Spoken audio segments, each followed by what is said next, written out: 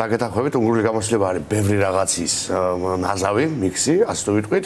ერთი მხრივ ეს არის რა თქმა უნდა სწორი პოლიტიკური კომუნიკაციის მაგალითი, ძალიან კარგი მაგალითი. მეორე მხრივ ეს არის მაგალითი იმისა, რომ უნდა იცოდე როგორ ესაუბროს სხვადასხვა სოციალურ ჯგუფებს და არ ეხარშებოდეს საკუთარ წვენში, არ იყო ორიენტირებული თქვათ ერთ დიდ ქალაქზე, როგორც არის ხომ ხო ხშირად აი ფორმულაში გვესმის ხო ქართული თქვათ პოლიტიკის, აი თბილისი არის წამყვანი, მე არ მგონია თბილისი მნიშვნელოვანია რა თქმა უნდა, მაგრამ მგონია რომ ყველა სხვა წერტილს უნდა დაეთოს ყოველთვის ყურადღება, ხო? აი ეს გვანახა მადეარმა ერთ-ერთი, ხო?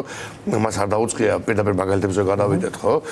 ბუდაპეშტზე კონცენტრირება, მეტიც მან დაიწყო საარჩევნო კამპანია სოფლებით, სადაც ყველაზე მეტად იყო ფიდესის ხმა წარმოდგენილი, ხო? იმიტომ უნგრეთი არის ღრმად აგრარული პოლიტიკური კულტურა, ხო? სულ 8 ქალაქი აქვს, რომელიც არის 100,000-ზე მეტი მოქალაქის ყოლი ქალაქი, ანუ ისეთი შედარებით უფრო დიდი ურბანული სივრცე და დანარჩენი არის სოფელი, ანუ უნგრელები არსებითად დომინანტურად ცხოვრობენ სოფლად და განსაკუთრებით, კიდევ უფრო განსაკუთრებით ორბანის მომხრე უნგრელები, აწუყე წარსულში ორბანის მომხრე უნგრელები ცხოვრობდნენ სოფლად და სწორედ აქ დაიწყო მუშაობა მადეარმა, რომელმაც პირველი რაც გააკეთა ძალიან წარმატებულად იყო, რომ ორბანს გამოაცალა მისი ისეთი როგორ ვთქვათ კრიტიკული საარჩევნო ბაზა, ასე თუ ვიტყვით, ხო? და ესეც მგონია მეორე ძალიან მნიშვნელოვანი რამ.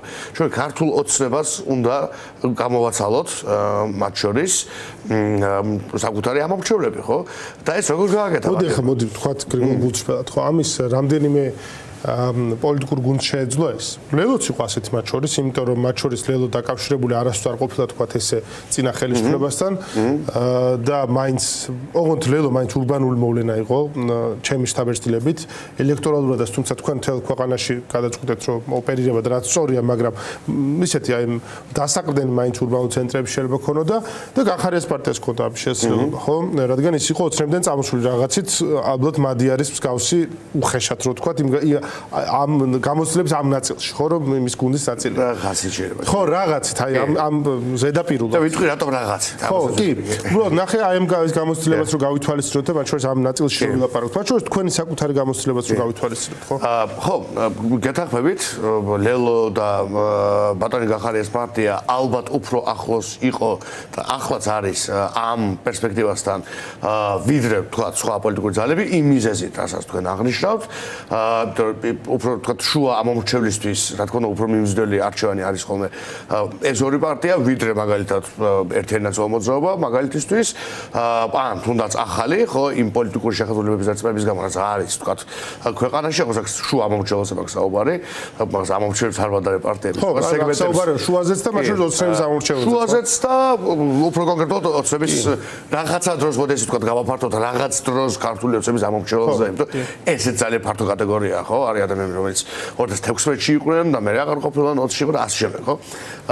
ამაში დაგეთანხმებით, მაგრამ მთავარი მგონია ის, რომ რეალურად აი ეს მენტალობა, რომელშიც შენ საუბრობ ყველა ამომრჩეველთან, ეს ჩემი აზრით ყველა ჩვენგანმა, ყველა პოლიტიკურმა ძალამ უნდა დავნერგოთ შეძლების დაგვარა თანამრად. და ვის რა ტიპის წარმატება ექნება ამ თვალსაზრისით, ხო? თქვათ, ვინ რამდენ ყოფილ ქართული ოცნების ამომრჩეველს წაიყვანს, ამას უკვე პრაქტიკა გვაჩვენებს, მაგრამ ჩემი მოგრძალებული აზრით, აი ეს მიდგომა, რომ ყველა პარტია ესაუბრება ყველა მოქალაქეს და არა რაღაცა სეგმენტს, ეს არის ძალიან მნიშვნელოვანი რამ. რაც შეეხება მადეარს, მე ვფიქრობ, მან გვაჩვენა სწორედ ის, რომ მან შეძლო ისეთი ტიპის ხალხზე გასვლა, ვისაც ვერ გავიდა წინა ოპოზიცია, უბრალოდ ვერ გავიდა. მათ შორის, როდესაც ჩვენ გვახსოვს, ხო, გასულ წლებში შექმნეს ალიანსი ფართო, ძალიან ფართო, მე ვიტყოდი, ლიბერალები და ნეონაცისტები იყვნენ ერთად პრაქტიკულად და ოღონდ კი მოეშორებიან ორბანი. და ჩვენ მახსოვს, მაშინ საუბრობდით ძალიან ბევრს, ხო, ეთერებში ანალიტიკურად იმ ფენომენზე. ყავდა ძალიან საინტერესო კანდიდატი პრემიერ-მინისტრობის, რომელიც ხუთიშვილის მამა, ღრმად მორწმუნე, ესე იგი კათოლიკე, ძალიან ისეთი გამორჩეული, კეთილსინდისიერი კაცი, ხო, ძალიან კარგი კანდიდატი ყავდა ობიექტურად, შეიძლება ითქვას, ხო? უნგრელი დიმიტრი გელოვანი, ხშირად ხუმრობ ხოლმე. ამის მიუხედავად და მიუხედავად იმისა, რომ 8 თუ 9 პოლიტიკური პარტია გაერთიანდა, ძალიან განსხვავებული ხალხი, ვერ შეძლეს ორბანის დამარცხება. ესე იგი, არც მარტო ერთობა არ არის რაღაცა უნიკალური წამალი, იმიტომ შეიძლება ერთობა იყოს მექანიკური. თუმცა ამ შემთხვევაში ერთობასთან გვაქვს საქმე. ამ შემთხვევაში რეალურად ერთმა პოლიტიკურმა ძალამ შეძლო ეს გამარჯვება და არა ვთქვათ ალიანსმა. და ამ ერთმა პოლიტიკურმა ძალამ რაღაც კუთხით შეძლო ის, რაც ვერ შეძლო ალიანსებმა. შეძლო სწორი ტიპის აღქმის შექმნა საკუთარ თავთან დაკავშირებით მათ შორის, ხო? მე ასე ვუყურებ ყოველ შემთხვევაში პეტერ მადიარმა უნგრელებს უთხრა, ფიდეშის მომხრე უნგრელებს, ორბანის მომხრე უნგრელებს უთხრა, რომ ის არის ორბანზე უკეთესი იმებში არ მოსწონთ. მაგრამ არის ორბანის მსგავსი იმებში საშიც მოსწონთ. ხო, ანუ რაღაც კარგი ნაწილი ორბანის, შედარებით კარგი ნაწილი რაც ჰქონდა მისი ამომრჩევლისთვის ხადია, არა ჩვენთვის და არა ოპოზიციურ უნგრეთისთვის, მაგრამ მისივე ამომრჩევლისთვის, ორბანისავე ამომრჩევლისთვის, რაც იყო უფრო დადებითი მხარეები, მადიარმა შეძლო ამ მხარეებში შესვლა და ამის წამოღება. მაგრამ თან თქვა რომ კი, მე ვიქნები უკეთესი ამ კარგ შედარებით კარგ რაღაცებში, მაგრამ არ ვიქნები კორუმპირებული, არ ვიქნები პრორუსი, ვიქნები პროევროპელი და უნგრეთს დავუბრუნებ აი რაღაცა სახელმწიფოების განცდასაც ვთქვათ. აი, ბევრს საუბრობთ ჩვენ პერსონას. და ჩვენ ვიცით რომ პერსონები ბევრს ვთქვათ პოლიტიკაში, უფრო მადიარის ფიგურა აღმოჩნდა გადამწყვეტ. ეხლა ჩვენ ვამბობთ რომ პლატფორმა ყველაფერი, მაგრამ მისმა ფიგურამ განაპირობა ეს ფაქტია. დიდი ცვლილება. ამ ხრივ რა გამოწვევას ხედავ ჩვენს პოლიტიკურ კლასში, მათ შორის საკუთარ პარტიაშიც. აქ მე არ ვსაუბრობ იმაზე, რომ ჩვენ არ გვყავს პოლიტიკოსები, ან კარგი ხალხი არ არის, ან წესიერი. ყველა პარტიაში ასე შეიძლება ვნახოთ და მრავალფეროვანი არის ამ კუთხით ქართული პოლიტიკური კლასი, თუმცა არ გვყავს რაღაცა ტიპის ამოვარდნები, ყველა რაღაც ერთნაირი ხართ, მაინც ამ გაგებით არ მიწყეთ იმედია, მაგრამ რაღაც ლიდერი სხვანაირად იბადება, ხო? ამაზე ხო აუტლაიერი რასაც ქვია ინგლისურში, ხო ვთქვათ, ერთი რაღაცა ვთქვათ, ერთი არ ხო, მესმის რასაც საუბარი, ნახე. გააჩნია მე რო ვუყურე პოლიტიკურ სპექტრს ზოგადად და უფრო გვერდიდან ვცდილობ შევხედოთ ჩვენს თავებს მათ შორის, ხო? დღევანდელ საქართველოს დემოკრატიულ ძალებს და ანალოგებს. ნახეთ, ერთია მახსენდება, რომ ზოგადად პოლიტიკურ ისტორიას ახსენებს მომენტები. ფაზები, ხო, რომელსაც გარკვეული ტიპის მოთხოვნები აქვს ხოლმე, ხო? მე თუ მკითხავთ, მადიარი დაემთხვა სწორ პოლიტიკურ მომენტს, სწორ დროს. და ძალიან ხშირად ესე არის ხოლმე, ხო? სწორი ტიპის პოლიტიკოსი უნდა დაემთხვეს სწორი ტიპის შესაძლებლობას, რომელსაც მე ან გამოიყენებს, ან ვერა. მაგრამ თუ არ დაემთხვას, ხოშის მაკიაველი ამბობს ზუსტად ამას, ხო? თავარი დაკვირვება ეგ არის, რომ როგორ დაემთხვეს, როგორ დაცადოს პოლიტიკოსმა დაემთხვეს სწორ მომენტს. ზუსტად ეგ გონია. მადიარი შეიძლება არ ყოფილიყო წარმატებული თუნდაც 2022 წელს, ხო? თუნდაც იმ ოპოზიციური ალიანსის ლიდერად, რომელიც ახლა მე ვახსენე ამ წუთის წინ, მაგრამ დღეს იყო საკუთარი თავის პარტიით, ხო? ტისათი, რომელიც რეალურად 2 წელია რაც გააქტიურდა, ხო? მადიარი თქვენს დაღრიშეთ აქტიურობდა პოლიტიკურად, ხო, ცხადია, მაგრამ არ იყო ბოლოს გახდა, ხო, ვარსკვლავი. მას ჰქონდა რაღაცა ძალიან საშუალო ჩვეულებრივი ცნობადობა, ის უფრო ტექნოკრატიული ტიპი იყო, აქედან დავიწყოთ. აი ხლა თუ დავაკვირდებით, არ არის, ხო, რაღაც გამოჩვენოთ ქარიზმატული ტიპაჟი არ არის, ხო? ანუ რაღაცა მოდი ეს ვთქვათ, მაჰათმა განდი არ არის, კი არა, ნარენდრა მოდიც არ არის, ხო, თუნდაც, ხო, ისეთი აი ფაიერბრენდი რასაც ქვია, ხო? ერთი ტიპაჟი, რომელიც ძალიან გამოირჩევა.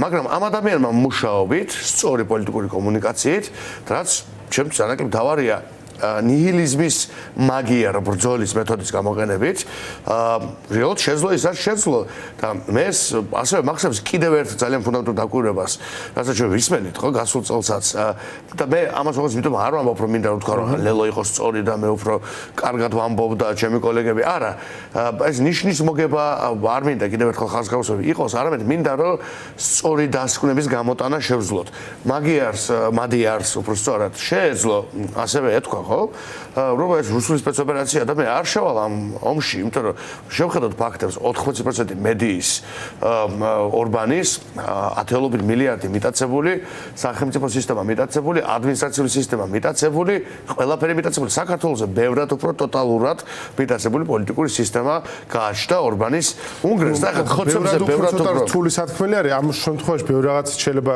რაღაცებიც უარესი იყო მაგრამ არსებითი პოლიტიკური გარემოთი ვერ შევადარებთ მაინც საქართველოს ალბათ თუ შევადარებთ და ეს ბევრად უარესი იყო უნგრეთი ვიდრე საქართველო ბევრად აქ ავტოკრატიის სხვა ფორმებია გამოხატულებები მათ შორის დარბევების სტილი და ტიპაჟი რაც ვიწვნიეთ ჩვენ მათ შორის პოლიტიკური მარცხაჭრების გამოყენება სხვა ტიპის იარაღად კი მაგრამ თუ შეხედავ პოლიტიკურ სისტემას აქ ხო არჩევნებზე საუბარი თან ხო აქ ხო არა საუბარი დარბების მასშტაბზე ან სხვა რაღაცებზე ხო იმ დარბებობამდე ქართული ოცნება ხო უკვე ავტოკრატია იყო მე თავხდები თქვა თქო უნდა ხო საარჩევნო ავტოკრატია იყო ისედაც ხო 2024 წელსაც მარტივად ხო სულ არ დაურბევივართ 2024 წელს შეგახსენებთ არჩევნების წინ მაგრამ იყო ავტოკრატია და გააკეთა ისაც გააკეთა თუ ამ მასშტაბს შევადარებთ ხო მედია პლურალობის სასამართლო სისტემის და სხვა უნგრეთი ბევრად უარესი ავტოკრატია არის ჩემი აზრით წმინდად ანალიტიკოსთა შევხედოთ საარჩევნო სისტემაც კი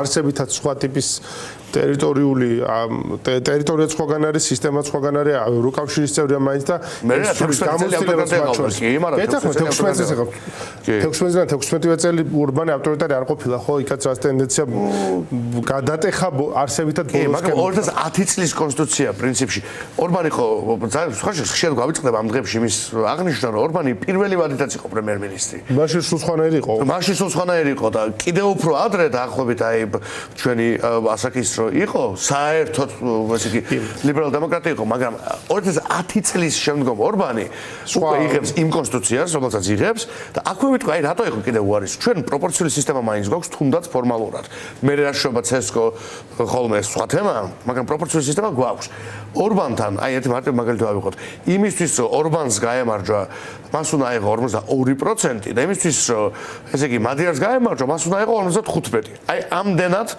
უსამართლო სისტემა ხო და ამ ვითარებაში ის შევიდა არ დაიწყო აი უბრალოდ ეს მე დავასრულო ხო არ დაიწყო რომ ეს არის რუსული არჩევნები მე ამაში არ შევალ ვერ მოვიგებ რაც ჩვენთან დაიწყო და ეს ჩვენ გონია არის დაიწყო თვითმმართველობის არჩევნებზე კონკრეტულ გარემოებთან დაკავშირებით რომელ გარემოებთან დაკავშირებით ყველა გარემოება იყო მე რა ყველა გარემოება ამაზე ვერ შევთანხმდებით კი მაგრამ ყველა გარემოება იგივე და უარესი იყო ორბანის წიაღდაგაც ბრძოლა რა აზრი აქვს ხო მაშინ და ეხლა ჩემი ზოგიერთი ძვირფასი კოლეგის გავსად სხვადასხვა მაინც როგორ არის სხვადასხვა არ ვიცი ფაქტებით ანუ მას შეეძლო ეთქო რომ ეს არის რუსული სპეცოპერაცია და არ შევალ არასოდეს ეხლა იქნებოდა ორბანი ისე როგორც ხუთი ქალაქი გავატარეთ ეს ქალაქი ოპოზიცია აი ეს ქალაქი რომელშიც ეხლა ჩვენ ვართ ოპოზიციამ აჩუქა სამწუხაროდ ივანიშვილს ეს არის ოპოზიციის პოლიტიკური მასშტაბი ოცნებისათვის აი 2-3 წუთი დაგვრჩა და რას სულის ოცნებისთვის ორბანის მარცხი პირველი მათ აღარ ყავთ პარტნიორი მთავარი პარტნიორი და მეგობარი მეორე პრეცედენტი შეიქმნა რომელსაც ეხლა მაინც თუ სწორად გამოვიყენებთ ჩვენ ძალიან დიდი საარჩევნო ოპტიმიზმის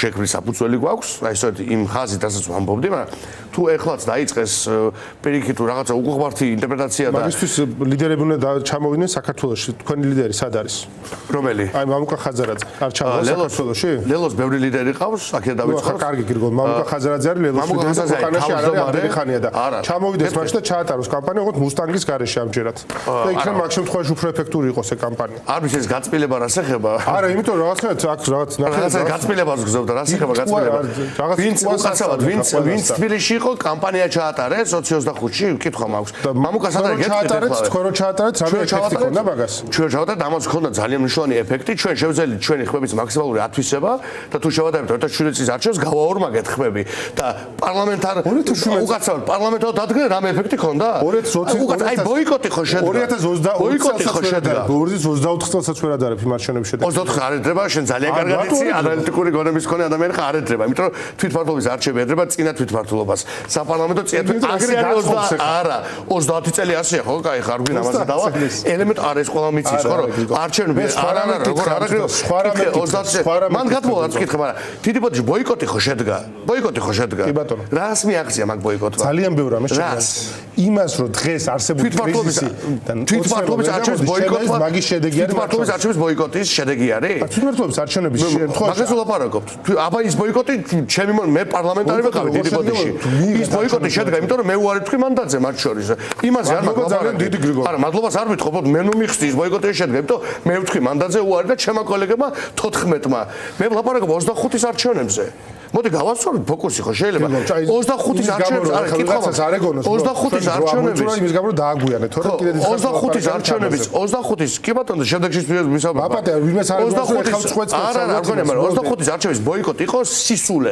სისულელე და ბოროტება ამ ქვეყნის პოლიტიკური ინტერესების წინააღმდეგ და ყველა პოლიტიკური ლიდერი რომელიც აქ დაბრძანდებოდა და სხვა არხებზე და არჩევნებზე არ მიხვიდეთ არჩევით არ შეიძლება იყო მცდარი და მადიანმა ეს არჩევნა ყველა მის დადიოდა და ლეგიტიმაცია მოხდა ლეგიტიმაცია არ მომხდარა ორ დღეში გადათქვეს იმიტომ რომ პოლიტიკურ პასუხისმგებლობაზე ვერ იღებენ და მადიანმა იარა სოფელ ილაპარაკა სოციალურ თემებზე მაგაზე მე რო ლაპარაკობდი სხვა კოლეგები ჩვენ მქენით მათ შორის და ზოგიერთი ციხიდან იწერებოდა რა სასაცილო ბრიფინგებს ატარებენო და მადიანს არ გაეცინა ილაპარაკა ადამიანების პრობლემებს და გაიმარჯვა და თუ მივიღებთ მონაწილეობას და ბევრი ხალხი გამოვა გავიმარჯვებთ და თუ დავჯდებით სახლებში თუ ვიქნებით და მარტო აქციაზე ვიდგებით ვერ გავიმარჯვებთ და გაიმარჯვებს ბიცნე ივანიშვილი და შეხება ბადრი ჯაფარიძე არის თბილისში გავიგე უნდა უპასუხო ბადრი ჯაფარიძე არის თბილისში მამუკა ხაზარაძე მუშაობს ამ მომენტში ქვეყნის ფარგლებს გარეთ ძალიან მნიშვნელოვან საქმებს აკეთებს და ლელოს კიდე ყავს სხვა ლიდერები რომელიც ასევე ყოველდღიურად აქ ვართ და მუშაობთ მადლობა დიდი